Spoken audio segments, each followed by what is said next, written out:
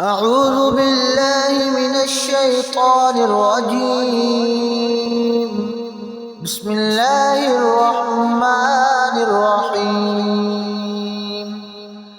لا جناح عليكم إن طلقتم النساء فما لم تمسوهن أو تفرضوا لهن فريضة ومتعوهن على الموسع قدره وعلى المقتر قدره متاعا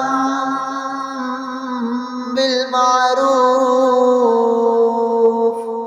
حقا على المحسنين. وإن طلقتموهن من قبل